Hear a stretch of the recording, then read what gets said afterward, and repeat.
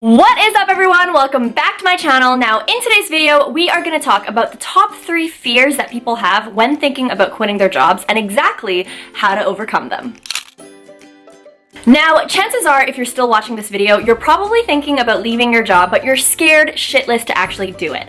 Trust me, I've been there. You can click here to watch my story or listen to my story of how I was able to quit the 9-to-5 and all the things that were going through my head. But regardless, even though I've successfully left the 9-to-5 for good, there were a lot of fears that I still remember. That's why in today's video, I'm actually going to break down the 3 top fears that were initially holding me back from quitting my job and exactly how I overcame them. So if that's something that you might need help on, then keep on watching. Now, the first fear on the list is the fear of judgment. Being scared of what your mom will think, what your dad will think, what your boss's boss will think. All of a sudden, when you are considering pulling the plug, suddenly you're hyper aware of everyone's opinions all of a sudden. And yes, I know, in the present day moment, it's really hard to let the fear of judgment go, but what I want you to do and what's really helped me is actually think back on elementary school or think back on high school and think about all the things that you didn't do because you were scared of what other people thought. Now when you look back on it, you're probably like, oh my goodness, I wish I did X, but too bad I didn't, because at the time when I was in high school or when I was in elementary school, I was so insecure that I couldn't see past that, and so I didn't do the things that I wanted. You know, for me, there were a lot of people in high school that I wish I stood up to, or a lot of people in elementary school I wish I stood up to, but I never did because I was scared of what other people would think. And now looking back, I'm like, Vanessa, why didn't you? You know what I mean? I would have done everything so differently, and just trust that this moment in your life is exactly the same. 5 years from now, 6 years from now, you're gonna look back and you're gonna wish that you quit sooner and you weren't so scared and you didn't hold yourself back because you were scared of what your boss thought. Another thing that helped put things into perspective for me, especially when I was dealing with the fear of judgment, was when I asked myself, how do I perceive other people who have taken the leap? For me personally, I have immense admiration and respect for people who have done that and who have actually taken this brave act of courage to do the things that they want to do. So just trust that the way that you admire and the way that you look up to these people is the same way that other people are going to look up to you when you pull the plug and actually follow your intuition to do the things that you want to do. I remember when it was my last day at work and I was making my rounds saying goodbye to everyone, there were a handful of people, even people that were more senior than me, actually pulling me aside to tell them how much they admired my bravery and how much they wish that it was them instead. So I just want to share that example to show you that all the fears that you have in your head that people judging you in a very negative way is so wrong, because trust me, there's a handful of people that want to take the leap, don't know how, or don't have the means to, that truly want to be in your position, actually having that act of bravery and taking the leap and pulling the plug officially. And then lastly, still on the topic of the fear of judgment, is when I actually came across this study where they researched or they surveyed 1,200 senior citizens in an elderly home. And they asked them what was their biggest regret in life. And almost all of them answered that their biggest regret in life was worrying too much and not taking action in doing the things that they truly wanted to do. And when I read that, I was like, wow, it really put things into perspective for me that I have so many more years to live. And for me to kind of put my life on pause for other people just simply doesn't make sense. So that's why I at least wanted to share this study with you in case it also pulls on your heartstrings and makes you realize that life is too short to put your life on pause and to stay in a career that does not make you fulfilled. Because remember, your job is going to take up 70% of your time in your life. And what is the point of spending 70% of your time in something that you hate and something that you're dreading? Because that's your life at the end of the day, and you only have one that you remember. Now, the second fear that might be going through your mind, that certainly went through my mind, was job security. Now, I'm going to be super real with you guys and tell you that that fear is actually quite valid, and it's actually a really common one that a lot of people face when thinking about quitting their jobs. However, what I do want to mention is that oftentimes this specific fear stems from our own fear of lack of control and lack of clarity. And as humans, since we're so solution oriented, when we are paralyzed with fear, it's hard for us to make good decisions without blowing the consequences and risks out of proportion. That's why, to help you calm your fears and also help you see things more objectively, I'm going to show you the exact exercise that I did to help me understand that things aren't so bad. The moment that I did this exercise, the next day I handed in my resignation letter. So keep watching. So for this exercise, you're going to have 2 columns. On one side, you've got risk, and on the other side, you've got solution. Now, maybe something that you're super scared about is maybe you'll run out of money if you quit your job to start your own business. This is something that I was super scared about.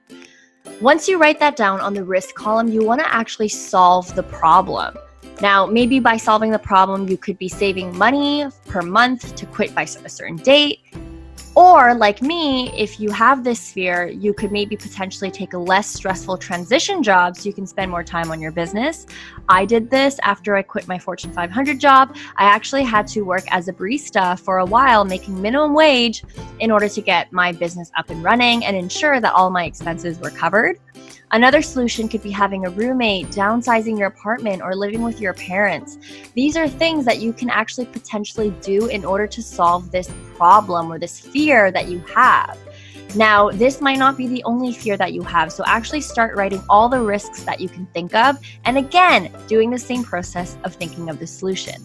And at the end of the day, what you really want to ask yourself is, are you going to die, starve, or be homeless if you quit your job? If your answer is no, then I'm pretty sure you're going to have a solution, especially if this job is literally sucking the life out of you. Really ask yourself if it's worth it, and if there are any sacrifices that you can make in order to alleviate that stress and that pain that you're going through by staying at your job. Now, hopefully by sharing this example with you step by step, you can now see that you pretty much have a solution for everything. And if you are in a position where you do have a solution for everything, you can now understand that things aren't so bad. You just have to be willing to make certain sacrifices if necessary to make your big vision for yourself actually happen. This is the exact same process that I went through, and I'm really glad that it opened my eyes to the power of objectivity. Now, the third and last fear that's on my personal list that held me back for a long time is being afraid that you're going to put everything you've done to waste. In other words, saying to yourself, oh, I've already gone this far, I've already invested in all these trainings, I went to school for this, yada yada yada. All the time, money, and energy that you might have invested in something, it's hard for you to let that go. Well, my friend, this is what economists like to call the sunk cost fallacy. Let me break this down for you. Now, I'm going to drop the definition right here so you can read it with me, but basically the sunk cost fallacy is the idea that a company, organization, or in our case, a person, is likely to continue a project if they have invested a lot of time, money, or effort in it, even when continuing is not the best thing to do. Now, if you're a visual learner like me, I'm going to put a comic strip right here so that you understand the point even further. Funny, right?